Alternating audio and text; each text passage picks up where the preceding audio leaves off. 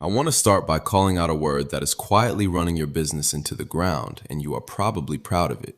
The word is busy. Somebody asks how work is going, and you say, "Man, we are slammed. We are so busy." And you say it like it is a good thing, like it is proof that things are working. I get it. I did it too. Being busy feels like success. It feels like momentum. It feels like you are winning. But here is the hard truth I want to give you today. Busy is not a business model. Busy is not the same as profitable. Busy is not the same as growing. In fact, most of the time, being slammed is not evidence that your business is healthy.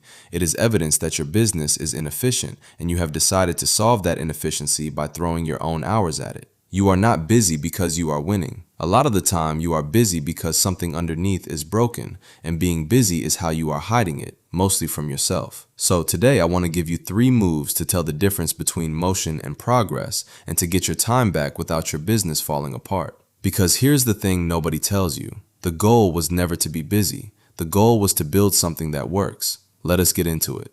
Move 1. Learn to tell motion apart from progress because they feel exactly the same from the inside. Here is the trap. Motion feels productive. When you are running around all day, answering messages, putting out fires, jumping from task to task, your brain gives you a little hit of accomplishment for every single thing you touch. You end the day exhausted, and exhaustion feels like proof that you worked hard. But motion is just activity. Progress is activity that actually moves the business toward where it is trying to go, and they are not the same thing at all. Let me give you a real example. I worked with an owner who was putting in 80-hour weeks, completely fried, convinced he just needed to work harder to get ahead. So we did something simple. For 1 week, he wrote down everything he did, and next to each thing, he answered one question. Did this move the business forward? Yes or no? And the results gutted him. Something like 70% of his time was going to things that kept the business running in place, reformatting reports nobody read, sitting in meetings that did not need him, redoing work because the process was sloppy the first time. He was not lazy, he was not slow, he was busy as hell. He was just busy doing things that did not matter and calling it work. So the first move is to become brutally honest about this one question. Is this motion or is this progress? Because until you can see the difference, you will keep confusing being tired with being effective,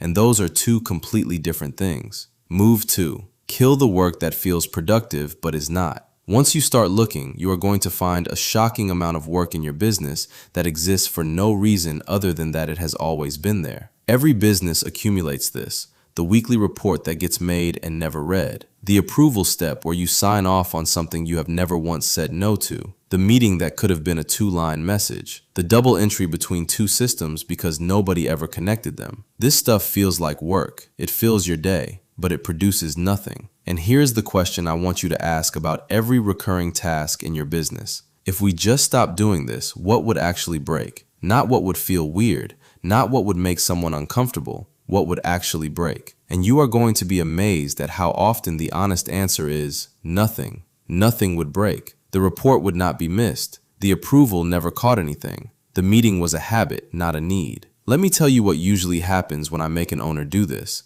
We find a task and I ask why it exists, and the answer is, well, we have always done it that way. And I want to be really clear about something. We have always done it that way is not a reason. It is a habit wearing the costume of a reason. Most of the busy work drowning you is not load-bearing. It is just old. It got added once to solve a problem that may not even exist anymore, and then it just calcified and became part of the furniture. Your job is to walk through your week and start deleting. Not automating, deleting. Because the fastest way to do something is to not do it at all. Move 3, and this is the one that changes everything. Protect the few hours that actually move the needle. Here is a truth that is going to feel unfair. In almost every business, a small handful of activities create the vast majority of the results. A few key conversations, the actual selling, the one project that unlocks the next level, the thinking time where you step back and see the whole board. And those high-value activities have a cruel quality. They are almost never urgent.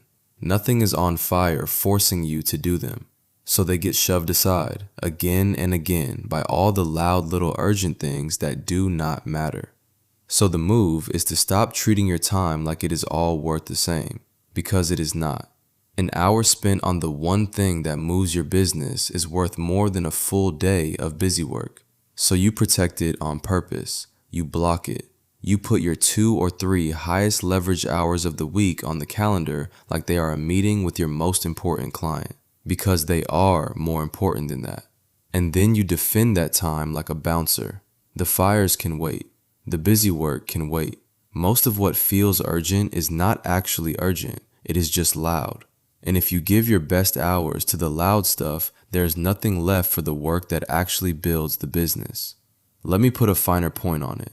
Being busy is often a choice you are making to avoid the harder, quieter, more important work. It is easier to answer 40 emails than to sit with the one big scary decision that would actually change your trajectory. The busy work is a hiding place, and the most valuable thing you can do is get comfortable being unavailable for the noise so you can be fully present for the few things that matter. So let me bring this together, because I do not want this to be a nice idea you nod at and forget. Here is your homework for the week, and it is the same exercise that gutted that 80-hour owner. For 1 week, keep a simple log of how you spend your time. Does not have to be fancy. And next to each block, write 1 letter. P for progress if it moved the business forward. M for motion if it just kept you busy.